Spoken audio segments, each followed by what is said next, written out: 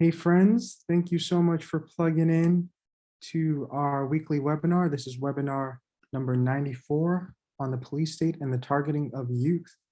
And as that song just stated, that was requested by Hamid that we play.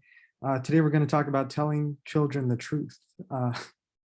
We're talking about the Targeted Violence and Terrorism Prevention Grant. But before we get into the conversation, Nadia or Akil, if one of y'all want to lay some ground rules down for us. Oh, Nadia's on the move. Yeah, sure. I'm happy to. Hey, everyone. Good evening. My name is Nadia. I'm part of Stop LAPD Spying and also a high school teacher. So yeah, we're just basically, just so you all know, as Matteo stated, we do record these just because it's for folks to, be able to see later, right? Learn from, teach each other. So, and then also in terms of the chat, we do, I believe we have it open this meeting, correct? You correct me if I'm wrong. Yeah.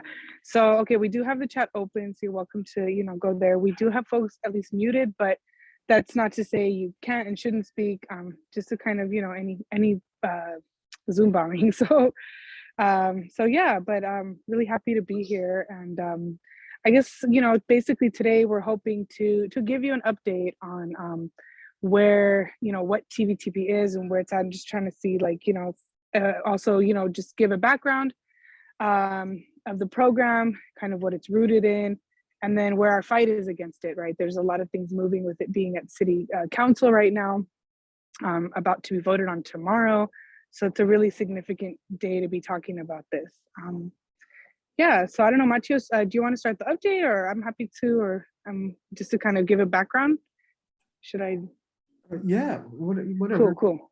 Sounds good. Yeah, because I was sorry, I knew we were going to do an update as well. So I was like, but yeah, so basically, just a short background, TVTP is the program we're fighting, as well as PATHE. And basically what they stand for is Targeted Violence and Terrorism Prevention, right? So that's one program. And then the local version of it is PATHE, providing alternatives to hinder extremism. So basically, right, these are programs going after, what the state calls terrorists, violent extremists, and really, like all of their policing programs is rooted in criminalizing Black and Brown and Muslim youth, Indigenous youth.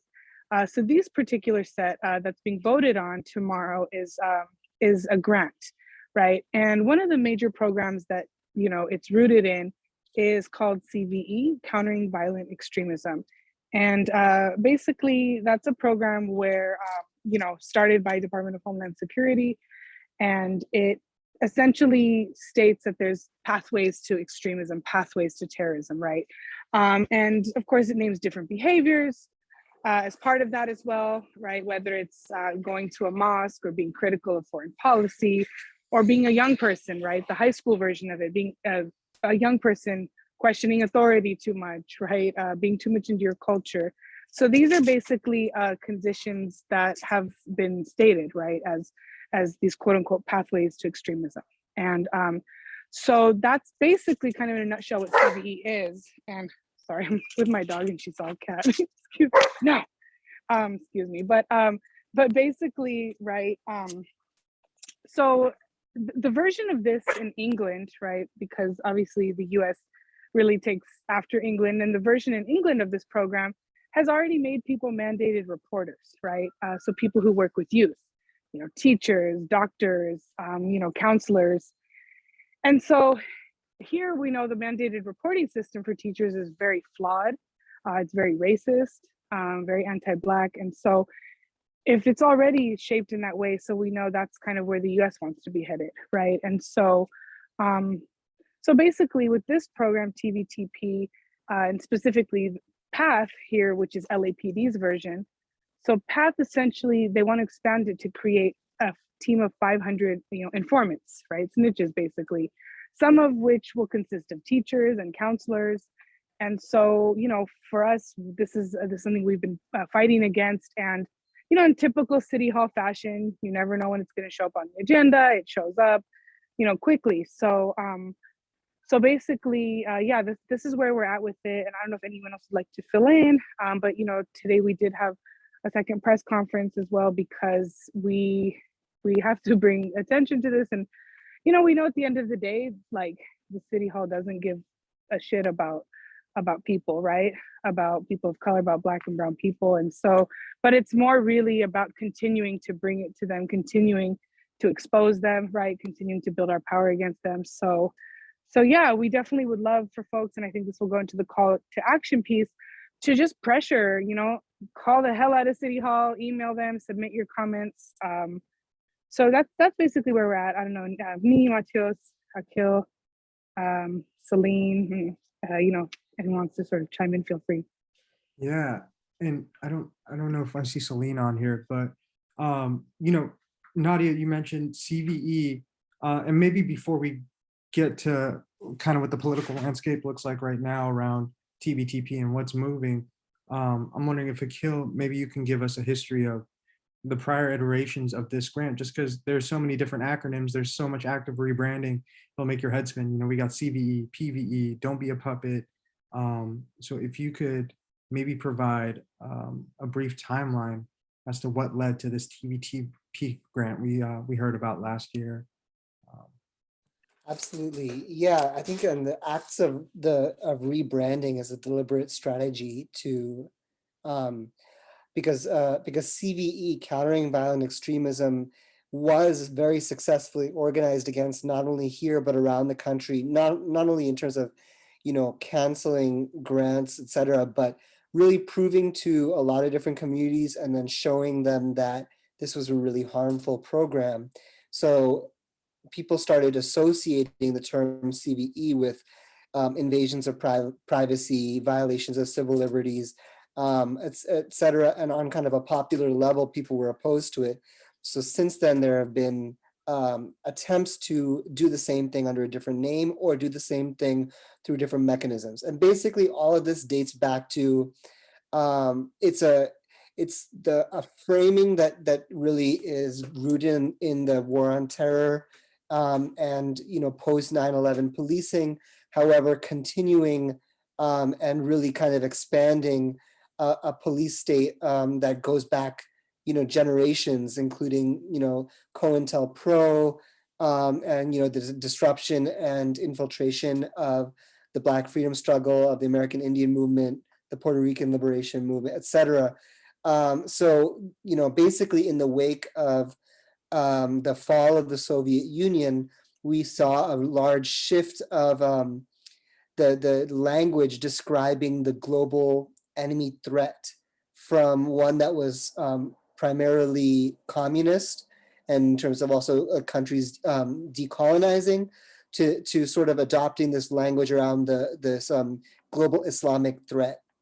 And there's a lot of overlap. Of course, Asada Shakur was labeled a terrorist as well, etc. So it's not like there's like this one moment where everybody started using different language, but you see even Latin American countries labeled as state sponsors of terrorism, and you see this idea of radicalization developing a lot of academic legitimacy as this concept called a radicalization theory that says that certain people are on a pathway to violence and that you can interrupt that pathway by surveilling their ordinary behaviors and then using those behaviors to determine, oh, is this person showing risk factors or indicators that they're going to commit violence?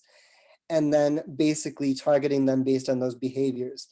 And all of this, they call this very benign term. They say, oh, we're focused on just behaviors, not ideology. But just like with pretext stops, it becomes a pretext to just surveil, target, and racially profile the people they want to target in the first place. So basically going to CVE, this started under, thank you so much for putting that. Yeah, that's a great example. That's exactly a great example, yeah. Basically in the wake of 9/11, and then specifically in the late 2000s and early 2010s under the Barack Obama's administration, they started creating this program called Countering Violent Extremism, where federal agencies would disperse funds to basically anything from local municipalities governments, police departments, but also community organizations. And this money was kind of with strings attached. Either you're going to train people within your community to identify possible extremists based on risk factors and indicators, or you're going to do it yourself. Or it could be to academics to further kind of like develop theories of which behaviors in what combinations make, you know, somebody a potential extremist. So that's the roots of this program. It's basically this war on terror framing, looking for a global, and in this case, domestic terrorist threat, or basically using this language of terrorism as a new criminalizing language to target even the same people they were targeting under the terms gang member, or narco trafficker, or welfare, you know, recipient, or various narratives and frameworks that the police and the state have used to target people. So CVE started in the late 2000s, early 2010s, and then in the LA context and around the country, there was a huge organizing effort in 2016 to 2018. We organized against CVE and actually blocked a $425,000 grant to the city of LA that was supposed to develop and expand what LA had already been doing. They called it a CVE pilot program, and they were going to expand it. After we blocked it, these academics who were consulting with the police in the city on how to best institute CVE literally wrote, if you want to do CVE in LA, basically don't call it CVE, do it under a general violence prevention framework, and do it through other institutions, possibly the school threat assessment and response team. So these academics who were paid by the Department of Homeland Security to evaluate CVE in LA said that. Lo and behold, oh, and then they also said do it through a public health framework. Lo and behold, 2 years later, after that 2018, 2020, the entire country, the DHS, the federal level, the DHS rebrands it. It's no longer called CVE, it's called Targeted Violence and Terrorism Prevention. And now they're saying they're going to do it through a public health framework. And they're no longer talking about specific types of extremism, but just general violence prevention, targeted violence prevention. So now they're doing the same thing, but calling it a different name. And this TVTP grant, they, even though we blocked it under the first name, they're now trying to fast track it. LAPD applied to this grant to the DHS, and it's to train 500 community members to report specifically, especially on youth, because they're training school counselors and teachers as well, on which youth are going to be potential quote unquote extremists. And so where it is right now is that after it's passed through the police commission and the city council's public safety committee, both times with completely almost unanimous community opposition, tomorrow morning they're voting on it at city council. So that's kind of just a summary of how we got to today and kind of what these programs are rooted in. And I know that in this call, we hope that you all are ready to actually do some action items all together right now. I know at some point, Matios, and Maraki and Nadia might know like when. We're gonna like all take out our phones and call city council members and leave messages, all do the public comment, which you can actually submit online. But yeah, anyway, that's the summary. Yeah. Thank you, Akil. Yeah, and and I think we can get to that maybe around the 6:45 time. But I think just hearing about how this has kind of evolved, and thinking about the academic complicity that helped like codify this and legitimize it, that was so plainly implemented, right? I'm wondering if we could maybe talk about the academics in play, and also if Nadia, if you're down, if you could give us a play-by-play about that 2018 fight, about how it went down. And then lastly, I know I'm kind of agendizing this, but Akil, if you could talk about maybe the landscape in the past year, 2021, what we saw around January 6th, and how that might have played into how this is being sold. But I'd like to hear a recap of that 2018 fight, Nadia, from someone who was at the forefront. Yeah, I'm definitely down. Yeah, it was, Celine, Celine's not part of it too, and then Hamid too. But yeah, I mean, it really, the fight was, again, I think, thank you, Akil, for laying such a great sort of history and flow out. I think it really like showed us where we're at. So, as he stated with the 2018 fight, right, or as, basically during that time period, it wasn't called TVTP or PATHE, right? So during that time period, it was CVE, Countering Violent Extremism. It was part of that. And so, LA being one of the sort of founding cities of CVE, in that sense, right, being one of 3 cities it was founded in. So obviously there's a lot of state violence money funneling in. And so, with that fight, it was really just a lot of, it was pre-COVID, obviously, so a lot of people were just out, a lot of young people, different age kids, families, organizations, students, teachers, and I think and then of course at the time then UTLA, so the Teachers Union of Los Angeles, also, second largest school district in the country, they also passed a unanimous motion against PVE, so the version that targets high school students, right? And then CVE, the larger program. So, just really the mayor was forced to reject that grant. It was a $430,000 grant.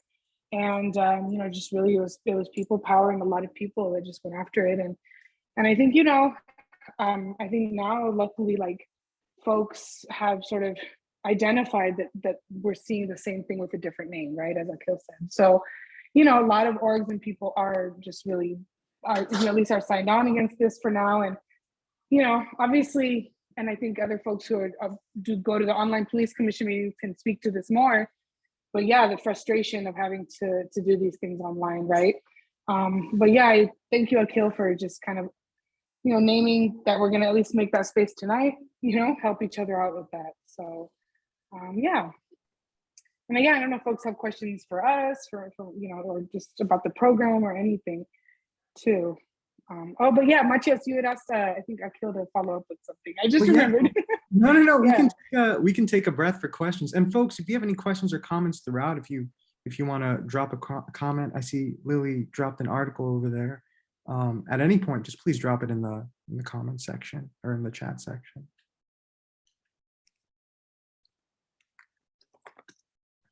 I can jump in while people are, if people have any questions, feel free to interrupt me. But yeah, Matias, you asked about the current landscape after the January 6th attack. Yeah, so there's an attempt both in the US and the UK to respond to this outpouring of opposition to first CVE and then TVTP, not by eliminating the program, but by trying to lie and say that they are actually there to protect people from white supremacy. Even though the origins of these programs are so very clear in who they were targeting.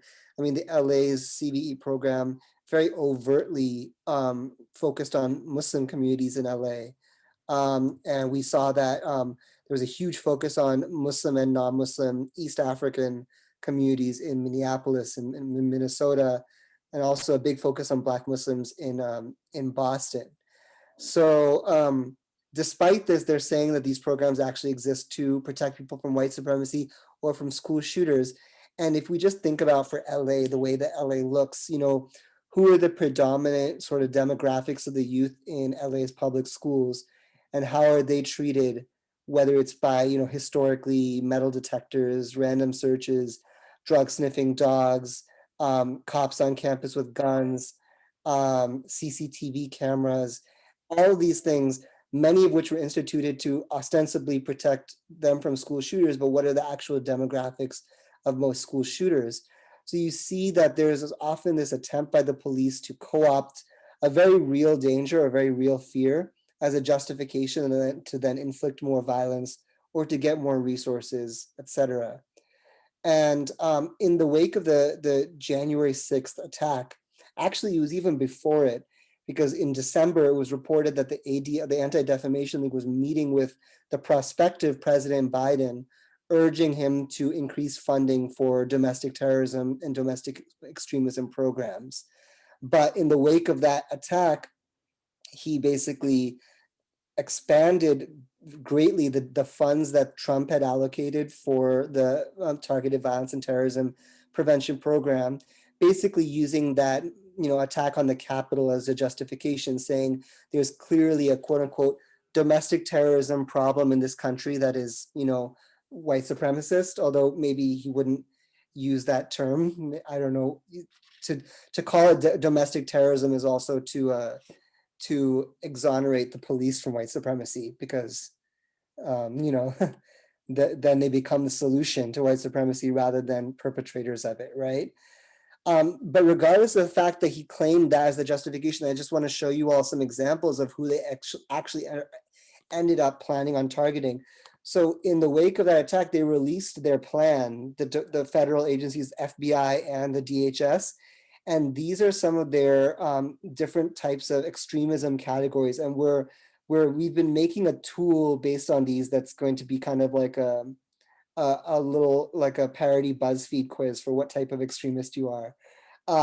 But there's, they neglect to say, and obviously it's not white supremacy here. They want to make sure they can still target Black people. So they call it racially or ethnically motivated violent extremists. Then they also make sure to criminalize people who perceive the exploitation or destruction of natural resources and environment. They want to make sure that they stigmatize both pro-life and pro-choice beliefs equally. Then they also call as a type of extremism any people who oppose all forms of capitalism or perceive governing institutions to be harmful to society, or believe that there's something illegitimate about the US state, or believe that it needs to be resisted. And then finally, they have this catch-all for just kind of anybody else that they decide to include, all other domestic. Yeah, I know, right? I was like, where was our invite? No, I'm just joking. But in another example on a local level is very similar, so similar in fact that it's very clear that it's likely that the school district actually consulted with either the FBI or the Department of Homeland Security in creating this. This is a publicly available presentation on LAUSD's website where it lists different types of extremists. And yes, they say white supremacy extremists, but they also call people environmental extremists, even if you are destroying property. So even vandalizing, let's say, or like trying to sabotage a pipeline or whatever, but even just some kind of vandalism to protect the environment makes you an environmental extremist. Militia extremists believe that the US government is a threat to the people, so that could capture this one, and anarchist extremists could capture anybody who's opposing police violence. Religious extremists make sure that they can still target Muslims. It's a very clear similarity to the several categories that the federal agencies put out. And then they actually list as examples of extremist propaganda, film the police as a example of so-called extremist propaganda, or the sentence that our people are being oppressed, no one is doing anything, we must fight back, is an example of so-called extremist propaganda. So basically, this is what the school district prepared as a tool to teach youth about extremism, or to teach teachers. So when we say that they're co-opting this, in the wake of the January 6th attack, the fact that they just turn around the next day and name anarchist violent extremists, environmental violent extremists, all these various other groups, it's very clear they were just trying to use the outrage from that to then further the targeting of the same people they actually wanted to target. Yeah, thank you so much for that, Akil. And what's particularly disheartening about, this kind of mental health framework that they're applying to this to legitimize it, is that it really is going to deny, Black and brown kids the resources that they might need for fear of being criminalized. And it's doing so through the guise of addressing white supremacy. And so that's kind of what the stance the LAPD is taking, or the guise it's using to legitimize this current expansion of the PATH program. It's that it addresses white supremacy. But if y'all don't mind, I'm going to screen share real quick. If we look at the resume of the cop that they picked to head up this program, this is their resume. Their name is Alex Vargas, and they're the deputy director of the Joint Regional Intelligence Center, what we call Fusion Center. This is effectively a hub for information gathering between local police entities and federal police entities. So, and if we look at their resume here for this person that, you know, wants to run a mental health led program that addresses white supremacy, they tout the fact that they're a specialist in Sunni extremism, which I think, you know, is pretty telling of what this program is meant to do. And they also tout the fact that they managed the collection of, they managed surveillance during the George Floyd uprisings in 2020 and 2021, predominantly Black and brown uprisings, which just runs contrary to the narrative that the LAPD is pushing, right? It's so telling that this is just perpetuating the same like dehumanizing tropes that we've seen before, the notion of like Muslim extremism, and even the notion of Black identity extremism that we see being criminalized all too often. And so that's kind of where we're at right now. I think, as we've said before, it's agendized for tomorrow's city council meeting. So I think in a couple minutes, we're going to ask folks to plug in with our call to action. But Meraki, if you're still on the call, I don't know if you want to give folks an update about the press conferences we've done, some of the coverage this has gotten, or what's, yeah, kind of the steps we've been taking to kind of fight back up until this point, and we can get queued up on the screen with the action steps we can take. And then I'll cut myself off, but we have a great art making session with me. That should be a lot of fun after that. Yeah, sure. Thanks, Matthias. So thus far, we've had quite a bit of momentum that we've done in terms of just trying to bring awareness to this. And on February 16th, we called into the city council's, I believe, public safety committee, was it? And yeah, we had over, I want to say over 40 callers, and in that entire stretch of time, only one person didn't show, you know, deep contempt for TVTP and demand that it be rejected. But, you know, our calls and cries were not listened to at that level at the Public Safety Committee, and so it got passed and moved forward. But we've been doing things from Twitter storms to, you know, webinars, teach-ins.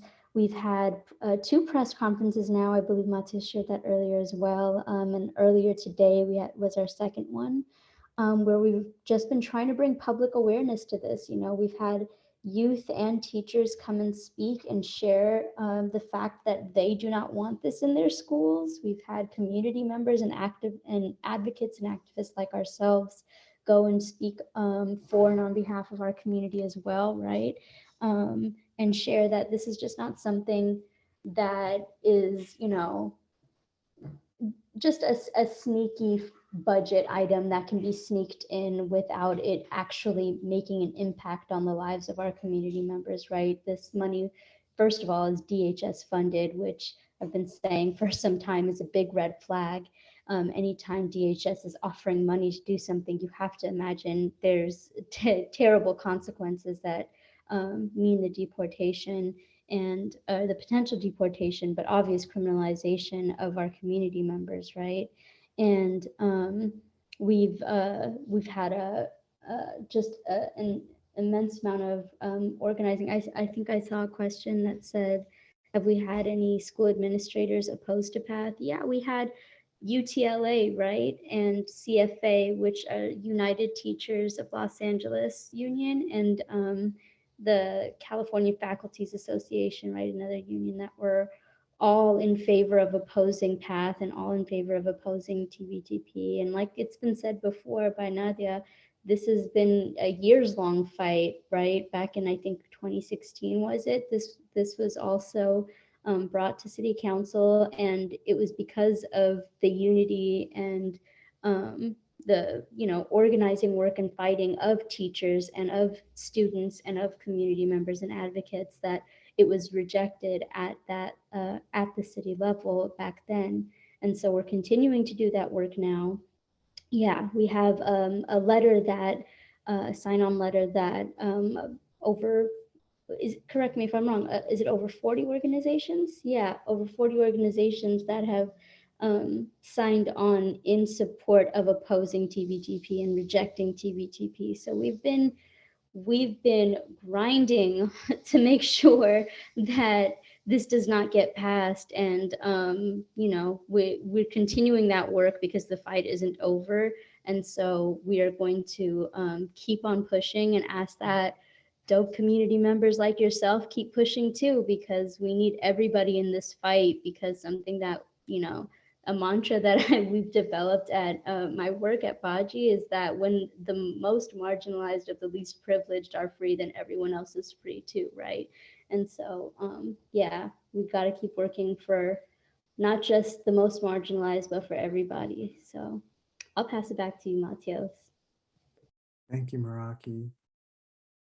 And I want to just take a breath if folks have any questions or comments about the program, about our organizing, about what's been moving.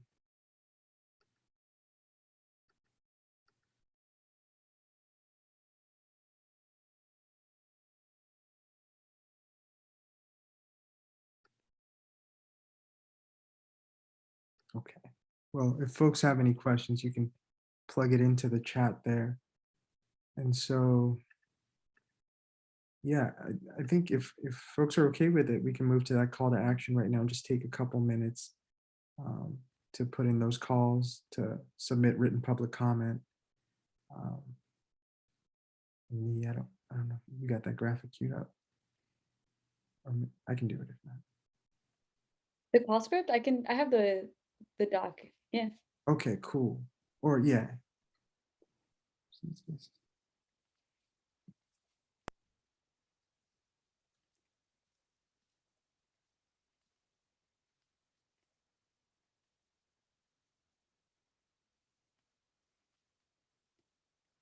And so that's a list of phone numbers right there. And yeah, I'll update that with a picture of how to submit written public comment too. And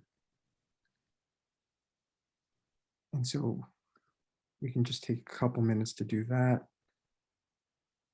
In the meantime, please feel free to plug in any questions. And I do want to highlight, so we were so lucky to have Students Deserve join us today at the press conference, and they've been doing incredible work, with their Police Free Schools campaign.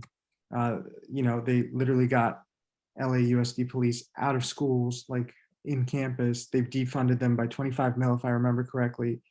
And so this serves to delegitimize that organizing, right? That's working against that organizing that Black and brown organizers have been leading for our Black and brown youth, to create a safe, nurturing environment. Because what you have now is a proxy for the police. These teachers are now an extension of the police, and they bring with them the racial profiling that the police employ. So that's also the lens, at least I've been kind of looking at this through. I don't know if folks want to add anything to that.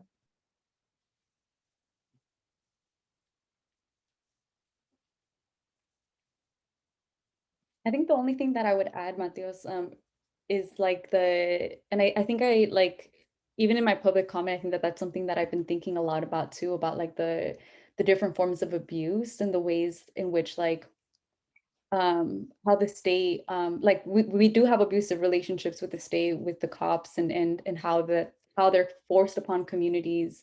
And so like, even thinking about like the ways in which like they change, or like because of like the like systemic racism, because of like the scandals that come out, they end up having to change these programs, say that they're canceling it or say that they're dismantling them, only to come up a few months or oftentimes just the next month with similar programs just under a different name. I think that that's also something that like is something that is intentional and is something that is constantly, it's a tactic that is utilized to be able to always have folks like trying to figure out what's like how it's harming the communities, and like it's always a moving target. And so I think that that's also something that like when I think about these, how folks have constantly fought back against these and how like it comes out like a year later with the same thing, just reformed, repackaged after they've had conversations with the city attorney or their legal support teams and all the resources that they have. I mean, they even have a comms team, an entire comms team dedicated to be able to repackage that narrative. But that's often something that I think about when like you see these programs and you see how they are altered and how they pop up over time.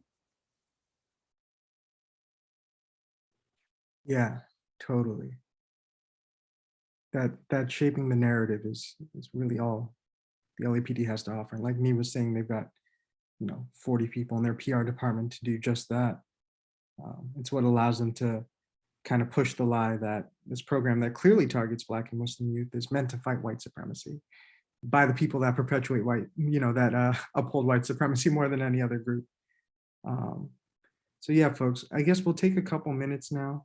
I'll play some tunes so folks can submit written public comment, leave some messages in those city council offices. We know they're not there. They probably left at 4:45 because they're not working hard for us. So let me get some music going. We can do that until, say, 6:50. We'll feel the vibe.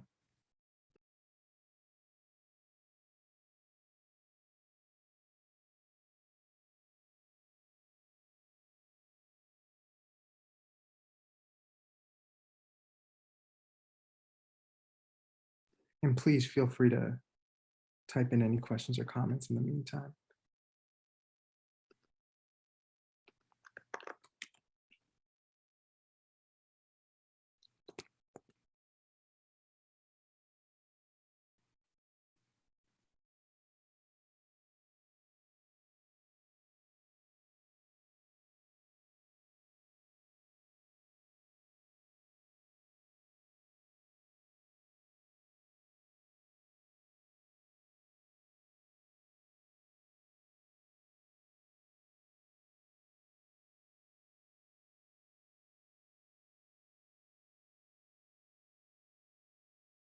Yeah, Nee, I think you're gonna have to share the tunes here because you're sharing screen. I'll recommend a playlist if you like.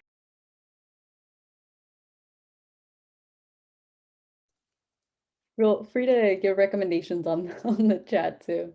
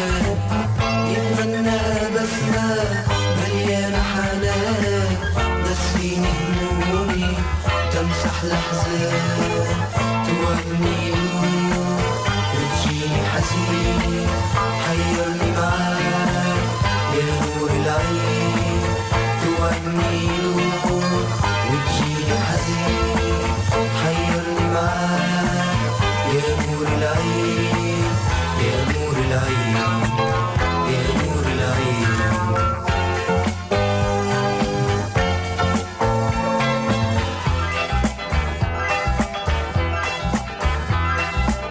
وانت بجمالك خليك فرحان نتهنى معاك وننسى اللي كان نبقى انا وانت من غير احزان اتنين هايمين عايشين في امان توعدني وتجيني حزين حيرني معاك يا نور العين توعدني وتجيني حزين حيرني معاك يا نور العين يا نور العين يا نور العين.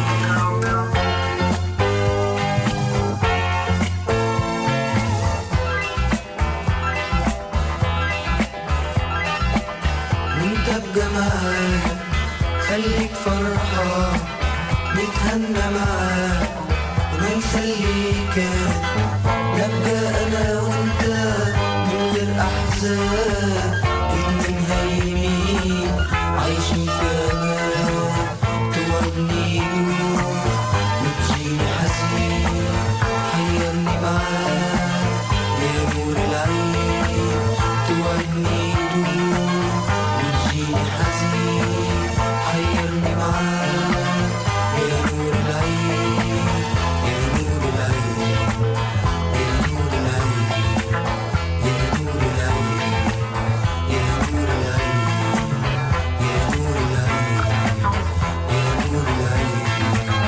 يا نور العين يا نور العين يا نور العين يا نور العين يا نور العين.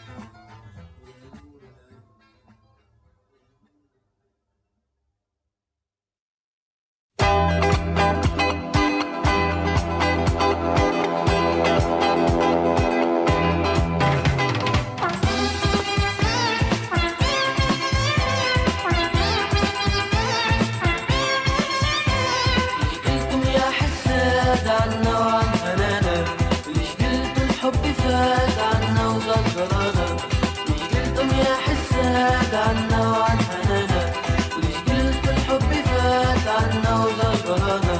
أنا كنت فاكركم منا والحسد بعيد عنا أنا كنت فاكركم منا والحسد بعيد عنا ليش قلتم يا حساد ليش قلتم يا حساد ليش قلتم يا حساد ليش قلتم يا حساد عنا وعن فنانا عنا وعن فنانا.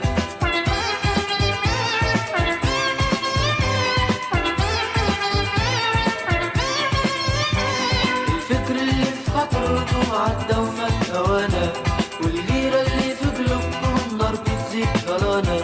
الفكر اللي في خاطركم عدى وفات هوانا والغيرة اللي في قلوبكم النار بتزيد ضلانا. يلي شاغلكم حالنا قولوا مالكم ومالنا يلي شاغلكم حالنا قولوا مالكم ومالنا. ايش قلتم يا حساد ايش قلتم يا حساد ايش قلتم يا حساد ايش قلتم يا حساد عنا وعن فنانا عنا وعن فنانا.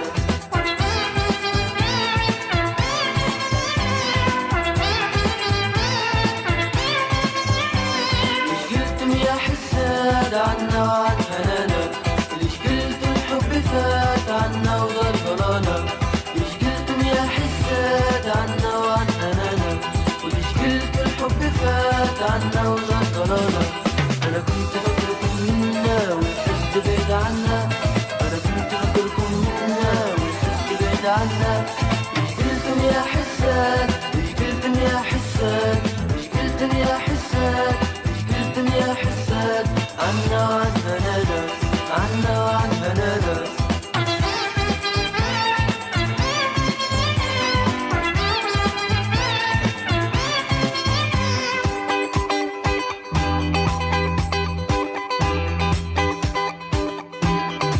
يكفيني أسمع صوتك يكفيني يكفيني يكفيني نشوف عيونك يكفيني يكفيني يكفيني أسمع صوتك يكفيني يكفيني يكفيني نشوف عيونك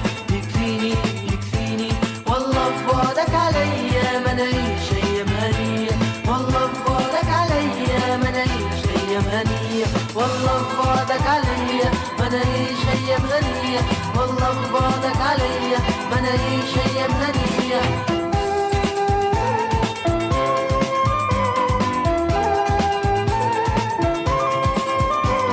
نشوفك في احلامي يكفيني يكفيني شوفك امل قدامي يكفيني يكفيني نشوفك في احلامي يكفيني يكفيني شوفك امل قدامي يكفيني يكفيني والله في بعدك عليا ما نعيش ايام هنية والله في بعدك عليا ما نعيش ايام هنية والله في بعدك عليا ما نعيش ايام هنية والله في بعدك عليا ما نعيش ايام هنية يكفيني نسمع صوتك يكفيني يكفيني يكفيني نشوف عيونك يكفيني يكفيني يكفيني نسمع صوتك يكفيني يكفيني يكفيني نشوف عيونك يكفيني يكفيني والله في بعدك عليا ما نعيش ايام هنية والله في بعدك عليا ما نعيش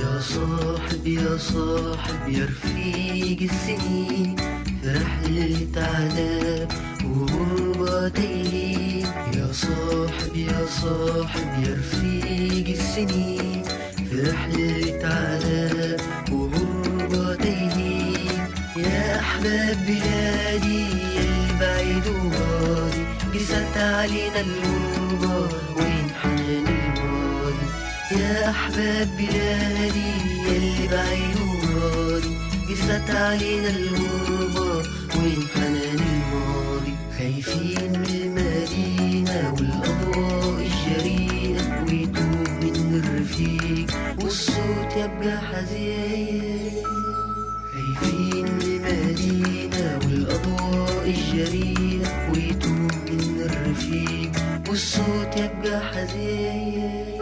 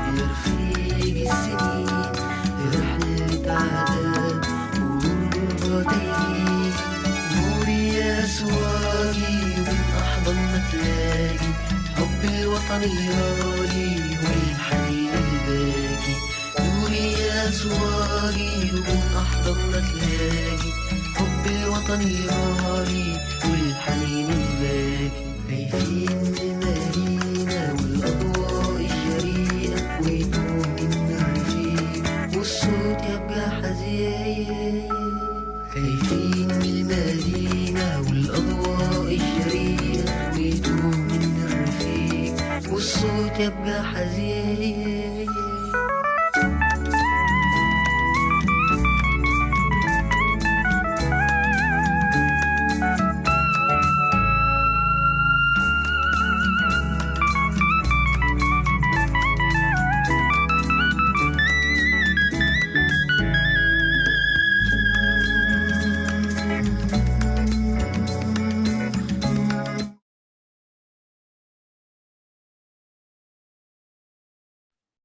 Okay, thank you so much, folks, for plugging in with our call to action. And if you haven't already, please sign and share our petition. I'll drop the link in the chat. But for our next section, I think we're going to do some art making with me, some virtual political art making. I'm very excited. And I'll just hand it to you. Take it away. Cool. Hey y'all, my name is Nee. I use she, they pronouns. I'm gonna share just a few updates as well as like some of the campaigns and art making as well that we're doing. And then we'll lead it to create hopefully some popular education pieces with like just all of us collectively as well, like just with different slogans and different things that we can also push back against the narrative and hopefully like continue to take back that narrative from like LAPD and from the state and all these harm doers that have the budget and have teams of comms and folks to be able to spread lies and to justify their violence in our communities. And so I'm just sharing here real quickly. Earlier today, we, as folks were saying, we had a TVTP conference right on the southern law of City Hall. And so I just wanted to share real quick one of the banners that we were working on, and this was in collaboration. So during our last War on Youth art session, we started to strategize like different slogans and different things that we would want to highlight. So as like in preparation, because we knew that the vote was going to come to city council, when we were flagged, or when we like realized that LAPD was talking about that grant, that's when we started to mobilize different things and different ways that we could take back that narrative.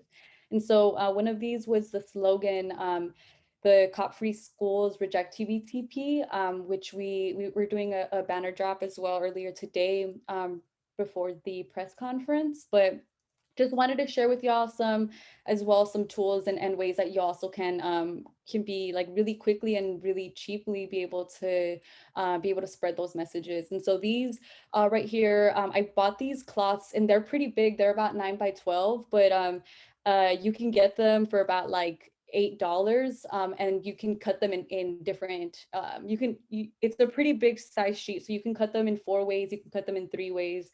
But we ended up coming up with this 3 by 12 banner. So it was pretty long.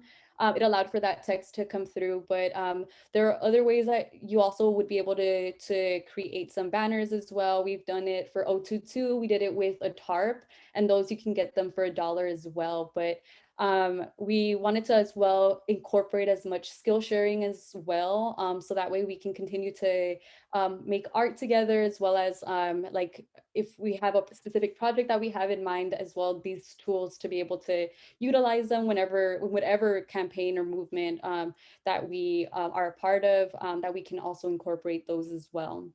And so these are from earlier today. And also just as on the side note, there was a undercover cop as well that started to like honking as well, which was really fucking like shady and like and pretty trippy. But they were on their phones recording while they were driving as well. So I mean, you can take that for what it is, but the cops aren't here to protect or to help our communities. And so these are as well some of the images that we have been working on. This one is a graphic. It's holding, one of the characters is holding a Fight Path newspaper.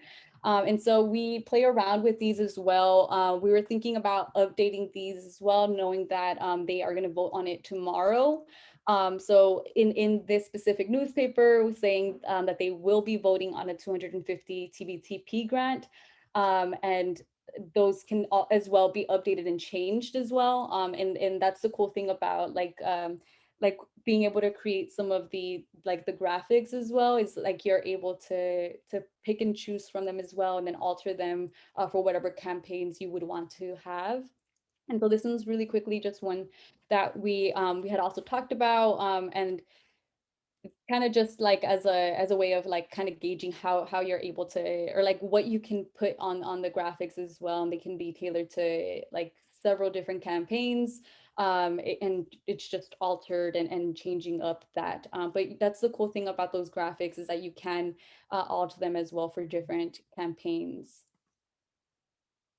And then this one right here, so I'm going to show the original. So this was the original one that we had. I believe it was Akil that recommended having something and like having a homage to the fact that that LAPD through this program will be recruiting and would be expanding the police force with non-LAPD personnel, but how like as well like the community policing aspect of it is the community policing aspect, which is a huge part of this program as well. And so these are just different ways that we can do it, and we can alter it to what folks have in mind. If folks have like a specific slogan as well, we're gonna go to one specific image where I'm gonna be asking for folks like for different things. You can put it on the chat. You can unmute yourself as well to make a like a recommendation or like what you would want to have the graphics say as well. And I'll go ahead and put the last one. So this one's the one that we're going to be working on. So LAPD says, and so we're going to be talking about what LAPD is like, what the narrative that they're trying to create, or who they will target, and then we're going to have our response to it. And so I'm going to give folks a few, maybe about 5 minutes so that we can like go through like if there's anything that folks want to say in the chat, or if folks would want to unmute themselves. We want to hear from folks as far as like what you think LAPD is saying with this program versus what you think the effects in the community are going to be. And I'll pause right there as well to check on the chat really quickly.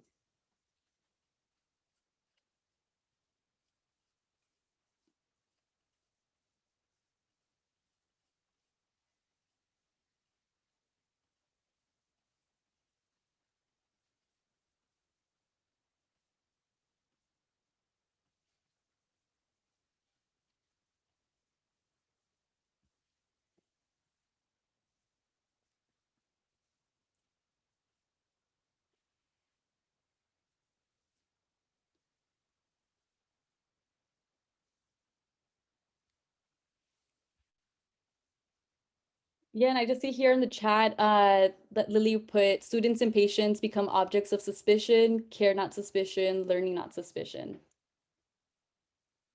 And feel free to continue putting these on the chats. I'm going to share a different screen as well, so I can, like, as people are making these suggestions, I'll go ahead and put them onto the graphics. So that way you can take a look and see like how it would look as we're like live doing the graphics. So I'm going to change screens real quick.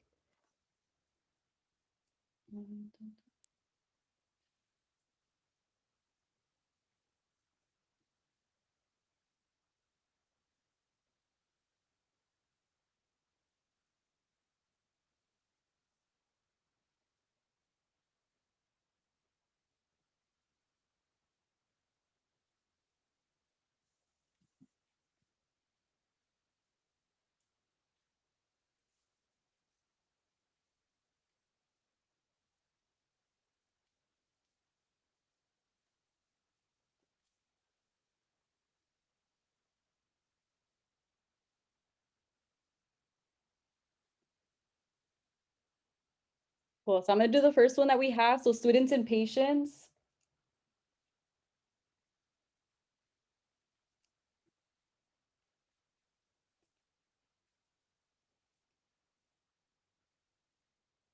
And then Lily, can you would you mind saying the like how you were envisioning it as well, so that way I can copy it as you're saying that. Yeah, I think I didn't understand the whole kind of dialogue format, so I was just imagining like banners.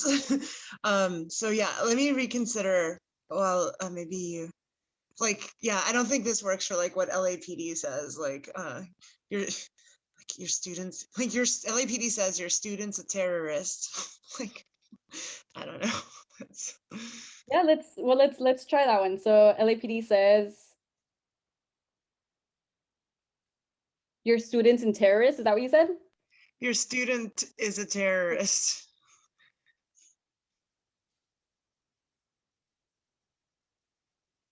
And then she says, you're a terrorist. Thanks. And these are like, they honestly, I go through like 50 different different campaigns as well, or different slogans. But honestly, it's really dope. And it's also dope to like also be able to see like we can also create as much content and as well to take back that narrative. And there are different ways to approach it too. Like they say, or like they often package it as like, yeah, like being able to utilize these ideas of like, oh, the fear of these things, when in fact like they think of our students as like terrorists. They think of our youth as like as folks that they should be and are concerned about. I mean, that's also part of the reason why, like when you look at predpol as well, middle schools and elementaries were also identified during some of those as well. So that like lineage as well is pretty spot on. I mean, they're like little children on the gang databases and Cal gangs. Yeah, and that's the also the part about like abusive language and the like the forms of like abuse and gaslighting of that as well. It's like they tell you and you hear like gang databases no longer, they don't utilize that as much because of it was ruled, and because like there was a lot of like inherent racism and people were being put into this list. And then now with like, when you look at Operation Laser, like folks that were, that also had a history as well were being put onto this list. And even the chronic offenders list, it had a list of the cow gangs as well. And so how those, the same tools get utilized and repackaged, that's often something that like LAPD has learned a lot of tricks to be able to utilize that to continue to do that violence and to continue to feel like, or to have that power in our communities. And Lily, can you just repeat one last time after she says, what's the response? She says back to LAPD, you're the terrorist.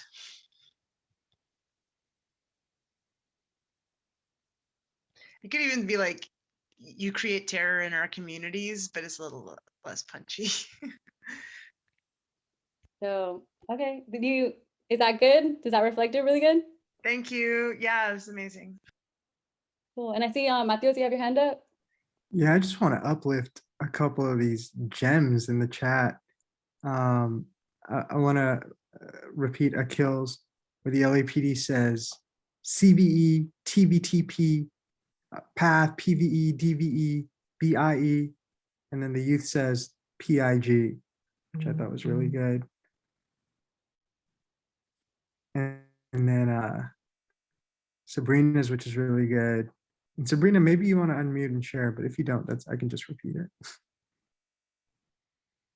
I can share. I didn't think of a second part, but LAPD basically is trying to say we're putting kids on the right path, and then path is spelled out like PATHE. And then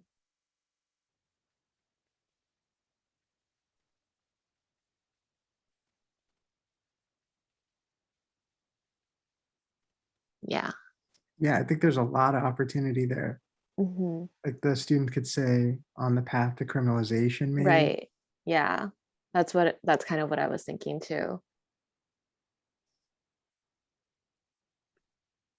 On the path to like the prison industrial complex or something like that. Yeah.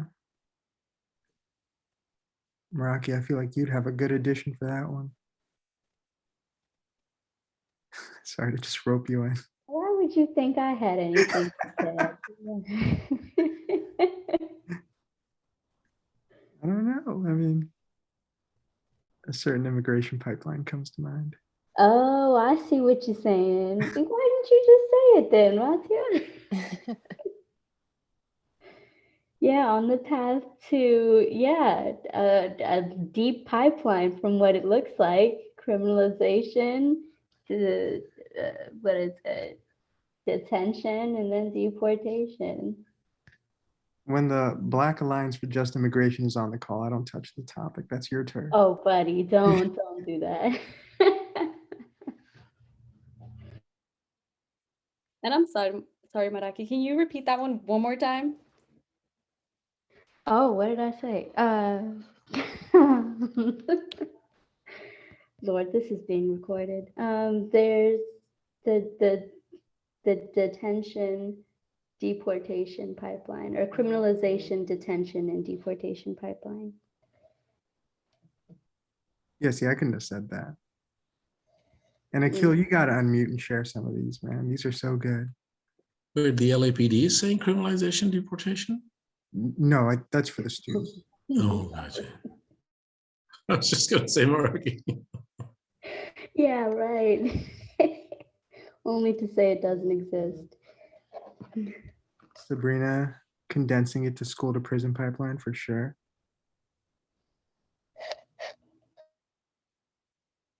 This is a great exercise, Nina. I love it.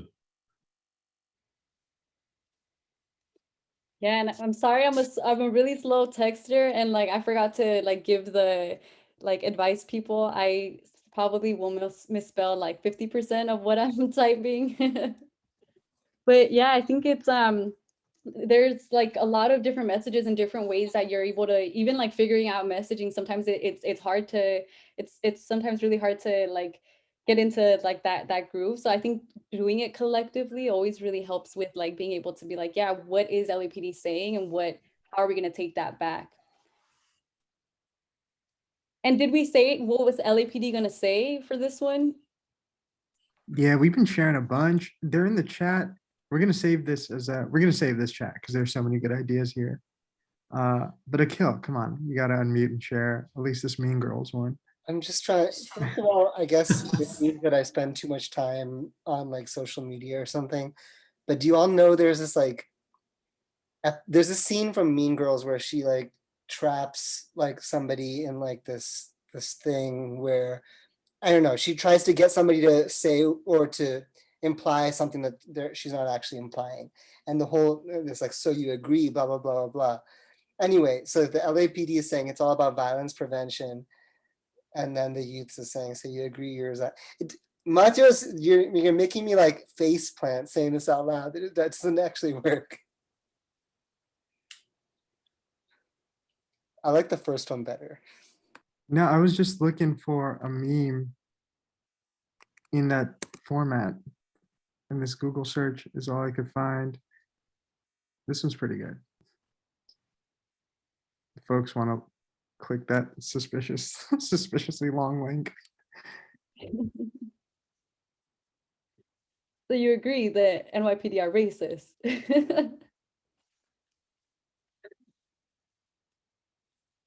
Well, and if it helps, would it help if we play a little bit of music, or maybe do the PRAs and we could get back to them as like, I can start putting together the ones that are in the chat, and then we can do a quick look at it once we come back from the PRAs. Does that sound? That sounds great. Cool.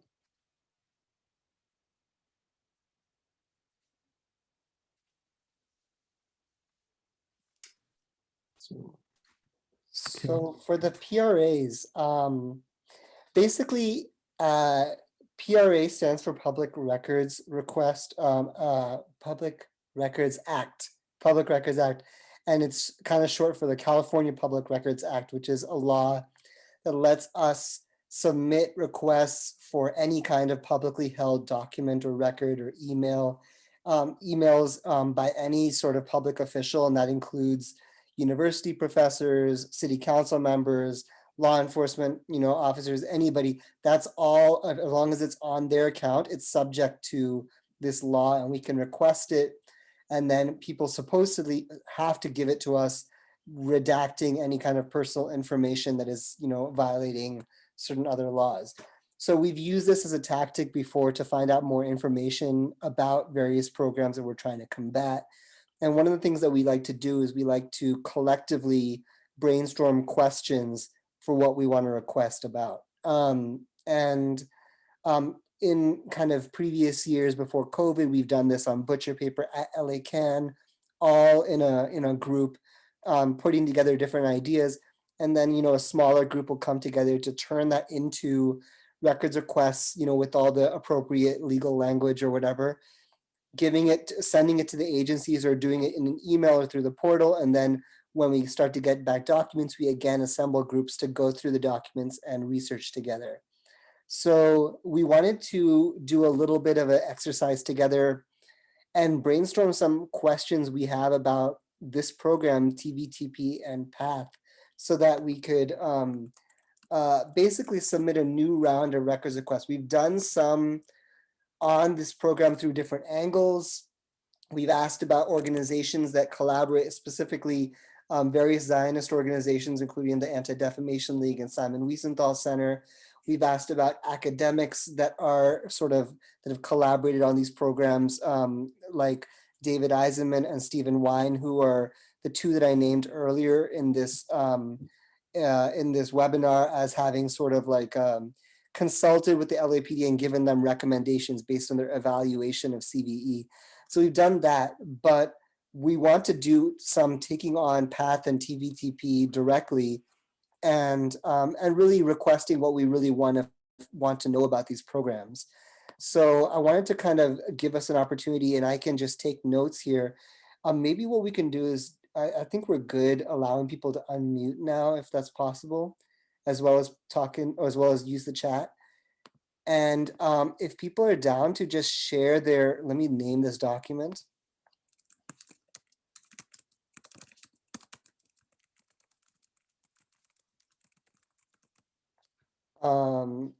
And yeah, so if people are down, you can just start either shouting out ideas or putting them in the chat. What are you curious about this program? And it could be a simple question. It could be a very, I'll start it off with a very simple question. The one that's been on my mind and one that I've been wanting to do a records request on is, can we find out who has been targeted by these programs?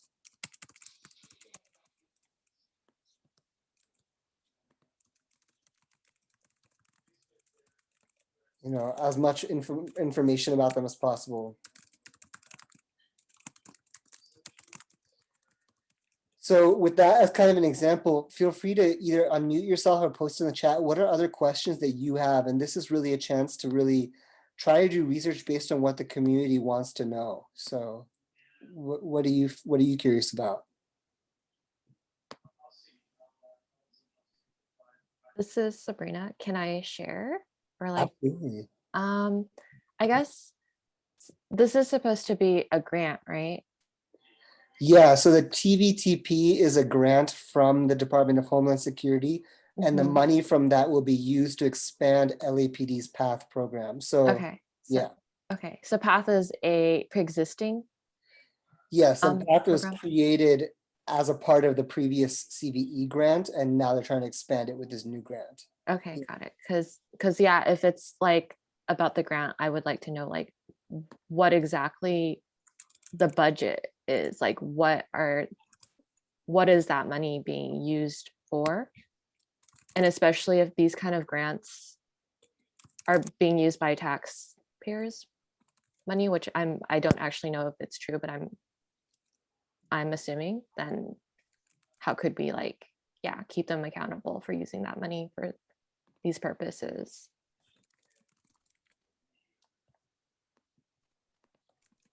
Yeah, to kind of piggyback off that point, you know, this is a one-time grant of federal money, but we know that like the LAPD uses a $250,000 grant as a foothold for a permanent line item, right? To expand their budget.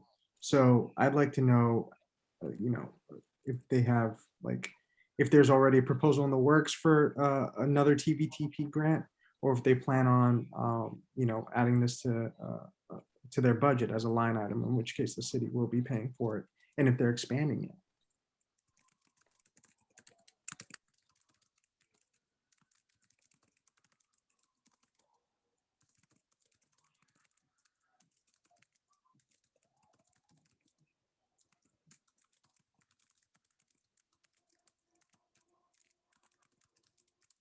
Feel free to keep going. I'm just going to try to get these as fast as I can. And I can't copy from the chat, unfortunately. So I have to type it out. But yeah. What other cities have TVTP and PATH already?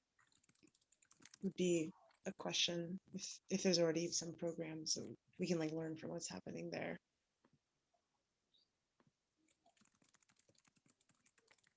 What kind of reporting has happened? Or what? Yeah, but this doesn't exist yet, right? But in other cities, like what kind of reporting has happened if it already exists in other places?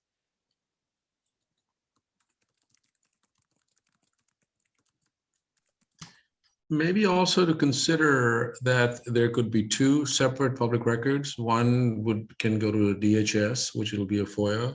It's a federal agency. And then the other one could go to the CIPRA, the Public Records Act, can go locally to the LAPD. So there can also be two parallel public record requests. What's it called? I wanted to ask, like, I don't know if this is possible to find, but yeah, I don't know if there's like, how are they training teachers, and like who, like where, like who are, I don't know if it's possible to find like who will be trained, but like even if they're like reaching out to certain organizations. I think the other thing is like, I'm curious to know about the role of like the academics who've like, you know, Stephen Wine, who's like one of the architects of PATH, and David Eisenman, who's at UCLA, who's like been like in the media a lot supporting expansion of CVE. I'm just wondering like if there's been communication with them, or like if we can find out more around like outside of city council and LAPD who's playing a role.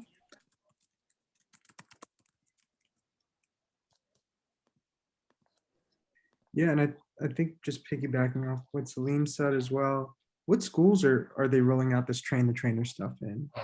So fun. Can I share this with somebody else to help me catch Yeah, on? absolutely. Share it to me. I'm sorry. Look, I'm just not that good of a typer. Okay, so Type my question. I'm sorry. Yeah, what schools? Sydney, I'm gonna finish yours, believe me.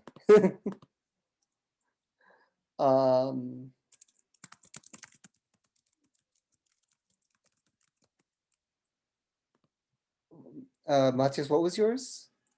What schools are they rolling this out in?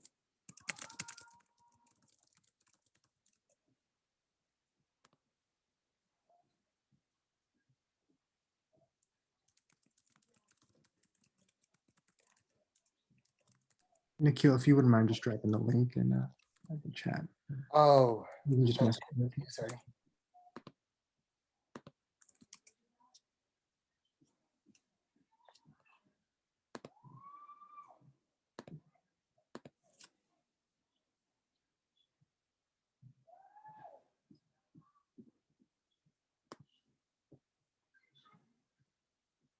These are so good. I'm gonna add one too of can we get all of their training manuals and presentations whenever they've presented about this program?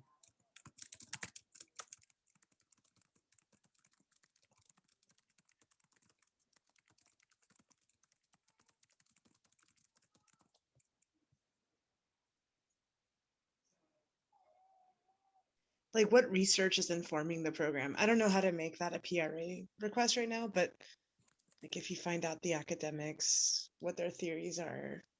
I mean, I'm in academia, so I'm like, go after them.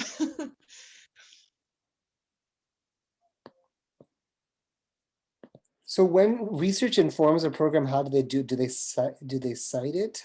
Do they like? How do they? I feel like sometimes they have workshops. Like I don't know where the work. I've never like engaged DHS obviously, so I don't know. But I know that like National Academy of Sciences will have a workshop on aging or whatever, and they'll invite a bunch of academics who will like write a report. So and I had a friend who was a PhD student in electrical engineering, and like DoD would have workshops for them to like do math basically at the university. So yeah, like maybe there's a way to like find like workshop invitations, emails, programs, that kind of thing.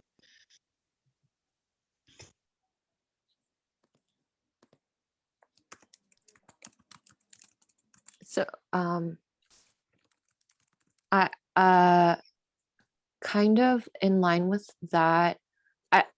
If the way I'm thinking about it is correct, and like there needs to be basically a proposal for like if the grant is passed, and I assume I think that like there needs to be a proposal, and within that proposal there needs to be a budget, right?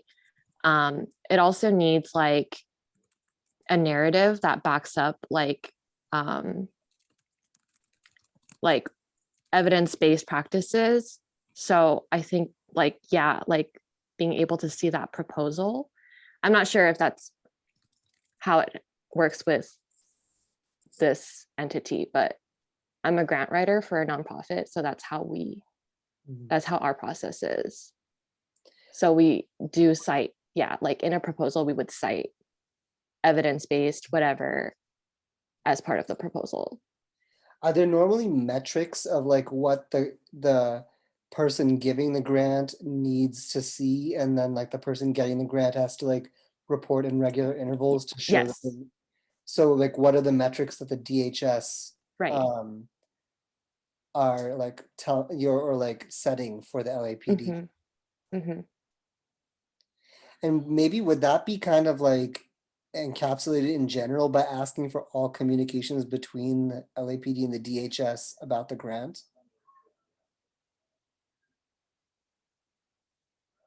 possibly.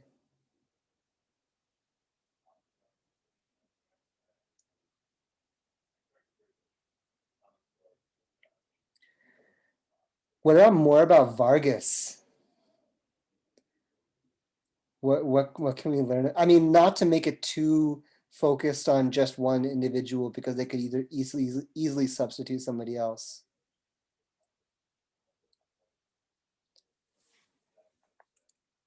Yeah, I saw something about Vargas from the chat by Sydney. Sydney, I don't know if you want to unmute and repeat that. If not, I'm pretty sure I can find it. I'm sorry, I was messaging Nadia. What did you ask me? Oh, I was just I thought I'd seen you post something about Vargas or some information you wanted to find about Vargas. I don't know if you wanted to. Yeah, so I think that it should be easily available to get like his like police brutality, his disciplinary records, any complaints at all. It should be easily accessible now. Like how long the LAPD takes to turn those over is a whole different story. Also, Vargas is technically a sheriff, I think, because he's a staff at the Fusion Center. Does that mean that there's a chance that is he both in the LAPD and the sheriffs? I don't quite understand how it works, but it'd be interesting to see if he's in one of those official gangs. No, he's been a career LAPD officer till like the mid 2000s, and I think that's when he transitioned over to maybe, because the sheriffs, yeah, definitely are the ones that staff the fusion centers. I mean, in that sheriff capacity, and the LAPD has one of their attachments in the fusion center as well. But it seems like, looking at his resume, that he may have transitioned to being a full-time DHS staff. I mean, I just kind of glanced through it. So, but the rest of his history is with the LAPD as a detective and various other things.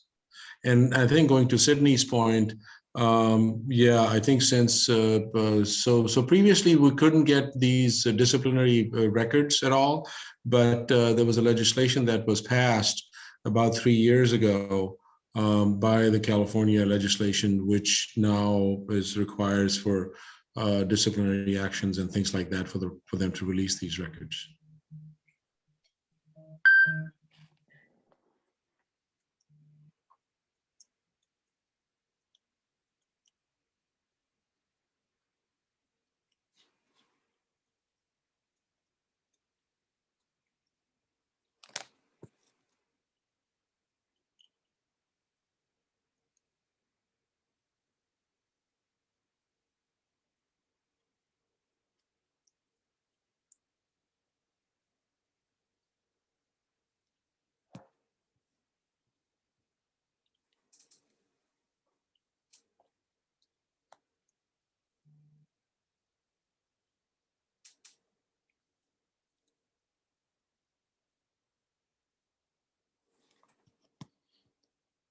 Great question from Isaiah. Where are they training them?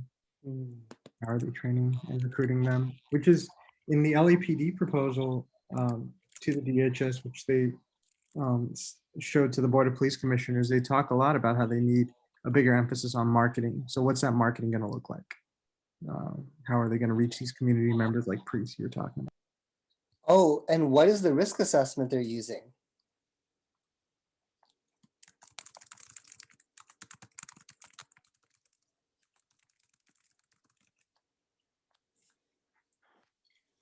Because they're saying that they're going to train these people in using a risk assessment. Oh, and then they're going to report people based on this risk assessment to threat assessment teams. Should we ask something about that too? Yeah, I'd like to know what the threat assessment team is made up of. I know we have a general idea of what they look like, the multidisciplinary team. So, yeah.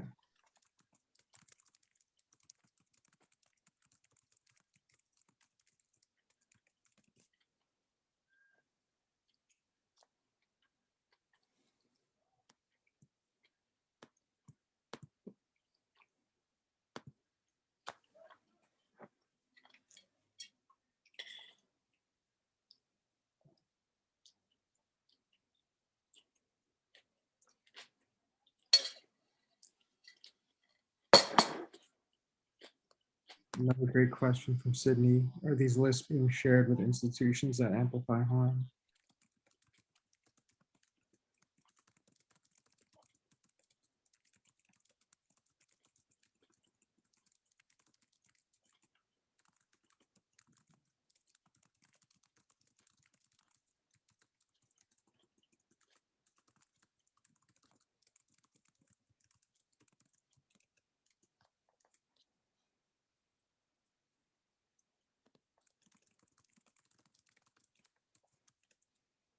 I'm copying down Sydney, the other one from before, but without any of the names.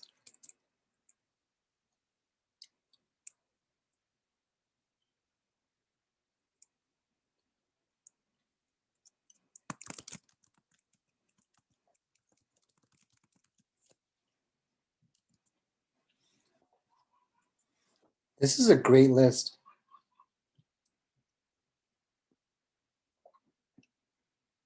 Should we give it? This could also be split up into a couple different ones where one could be just for training, one could just be for previous records, one could just be for the staffing. So it can be done like that too, simultaneously.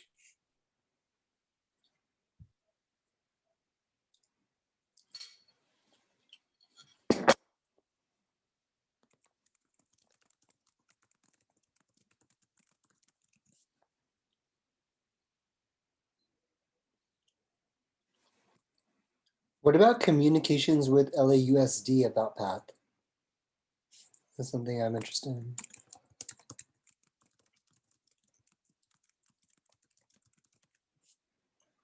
Oh, how about the relationship? Like, I'm curious about LA versus hate. Like that whole thing. It sounds very CVE. I don't know if like there's any coordination with whatever that is. And yeah.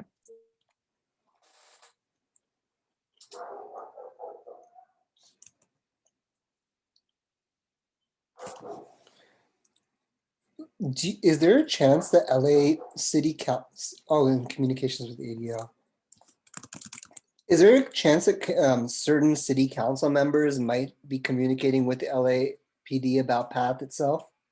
Like, can we ask for emails between the city councilors and the LAPD on PATH, or is it likely that this is the first time they're hearing of it when it comes to them, because LAPD might have gone directly to DHS for it?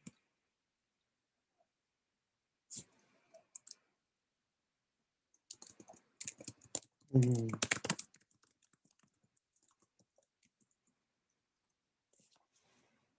Thank you, Lily. Thank you, Lily. Bye, y'all. Thank you.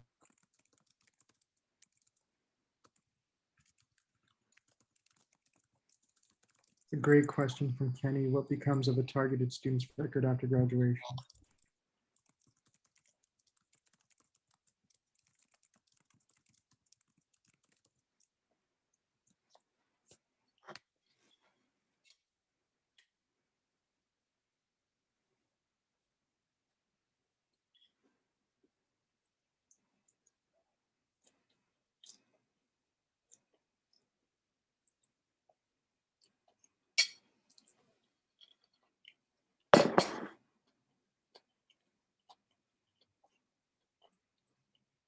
By the way, have you all seen this study it's old now, almost 20 years ago, the National Academy of Sciences, where they talked about the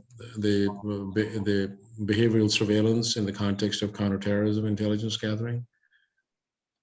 And they completely debunked all of that concept. No, that would be really fascinating to look at, Ahmed. Yeah, I just what I'll do is let me just post the summary. It's a PDF document, so I'll just put it in chat. And So that- Sabrina, just before you go, everybody, like, thank you, Nadia, for the reminder. Next Wednesday, not tomorrow, but a week from tomorrow, is our working meeting. So if you want to come to that, let us know in the chat. Send us an email, or send us a message in the chat, and we'll get you the Zoom link. If you put your email in the chat for us, you can send it to one of the hosts or co-hosts. 6 p.m. week after tomorrow is our working meeting. And remember to take action tomorrow morning at 10 a.m. if you can. Call into the city council meeting to give a public comment with the toolkit that Nadia posted. Just wanted to say that before people jump off. Sorry, Hamid. No, all good, all good, all good. I'm looking for it right now. Oh, yeah, here it is. Should we at this point, should we kind of quickly go over how to give a public comment tomorrow morning and then pass it back to Nee to show? Nee, do you want to, are you ready with the art, or do you want us to do a little more on the records requests? If it helps, I can screenshot or screen share the graphics. Okay, but first, just a quick reminder, tomorrow, 10 a.m., the way to give a public comment is you have to call the number that is listed on the toolkit and immediately press the, whatever it is, *9, or the instructions there as soon as you join the meeting. Otherwise, excuse me, it's possible they could fill it up with their sort of like LAPD trolls or whatever, you know, and take all the public comment time. We've seen that happen before. And then the toolkit also has talking points for tomorrow at 10 a.m. This is the big moment, so hope some of you all can join. And if not, thank you all for doing the public comments in the written form, which is also the instructions are in the toolkit. Go for it, Nee. Sorry, I just wanted to make sure people had that instructions, yeah.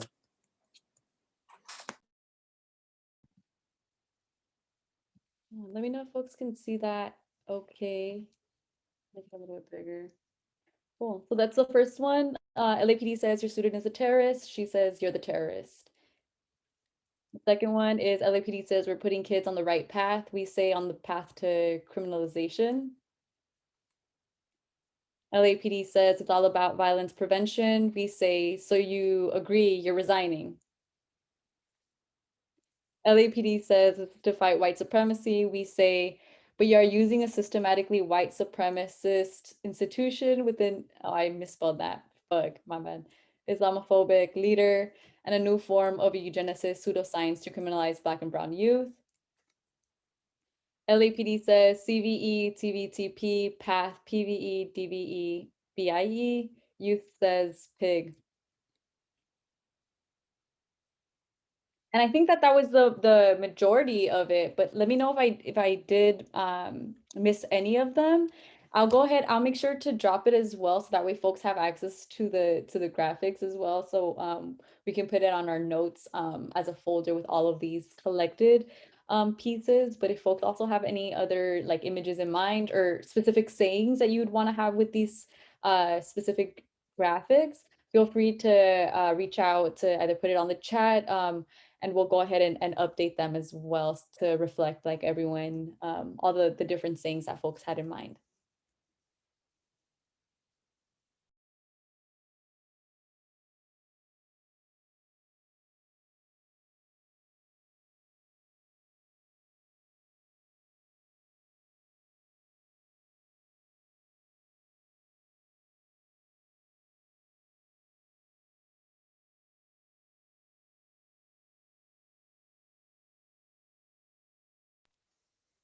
And then I'm not sure, are we gonna provide maybe updates, or how do we feel about?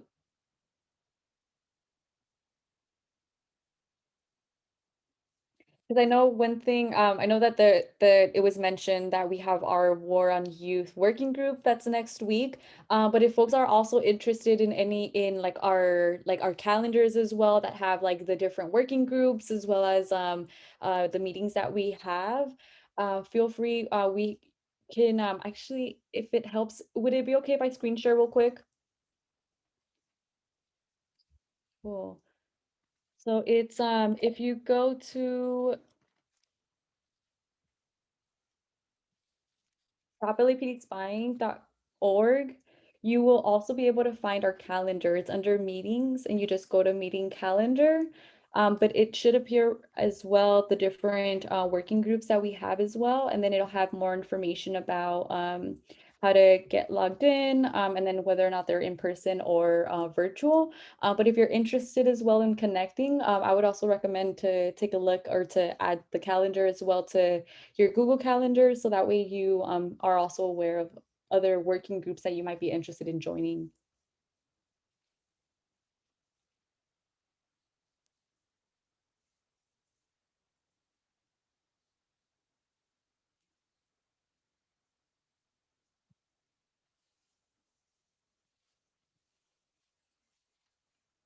I think that's it, right? Yeah, and so, yeah, if folks, I also just want to open it up for questions or comments about the whole process, about TVTP, how folks are feeling. If not, I do want to plug a couple of things for the coalition, like our fundraiser on the 25th, if I remember correctly. And we can, if you want to drop your email, we can send you a registration link and donation link for that. It's going to be dope. We're hosting it with RGLA, or yeah, which I'm forgetting what that stands for Generation. Maybe Hamid, you can say. But there are going to be some great musicians. The LA Can Freedom Singers will be there, along with some other folks. It's going to be a lot of fun. So we hope folks can plug in. And yeah, sign on to our MailChimp too by emailing us to find out about these things. But if folks have any questions, please.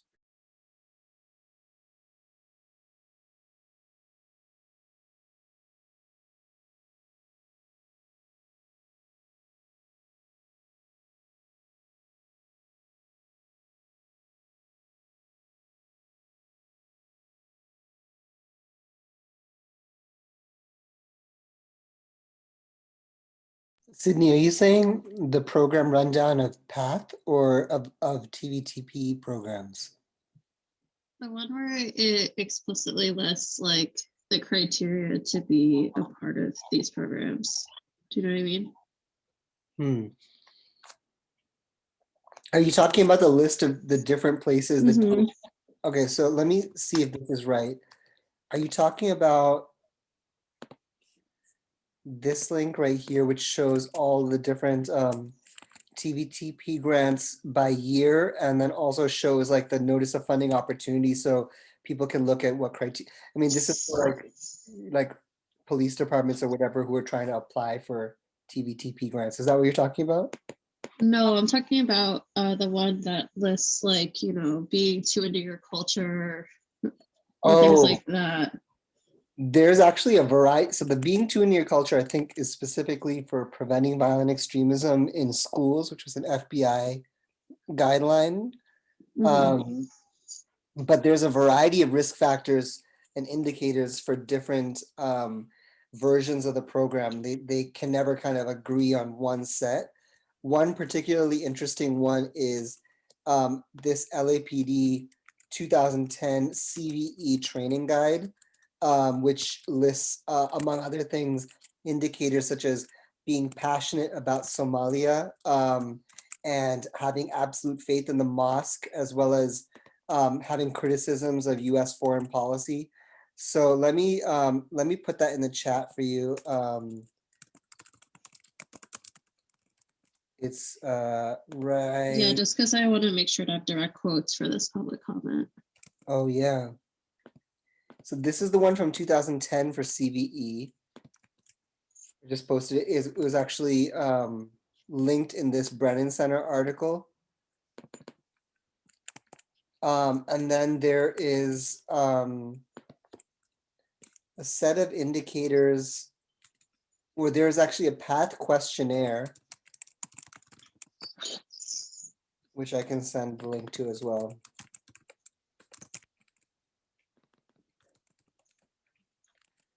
I hope that answers your question, Sydney. I'll post the PATH one. Yeah, totally. Yeah, thank you.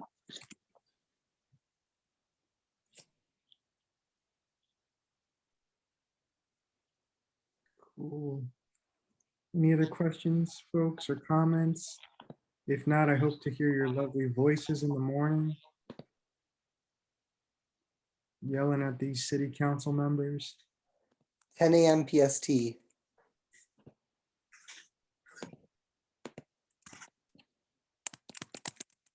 All right, yeah, I think that's it. Thanks so much for plugging in. We appreciate you taking the time to join us. We'll see you next week. Oh, can I just drop the risk assessments?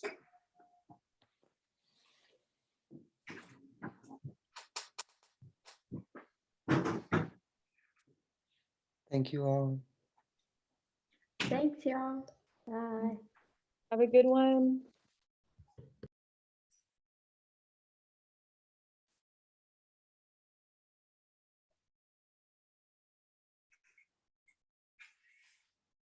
Good job, you all. Nia and Matios, you two,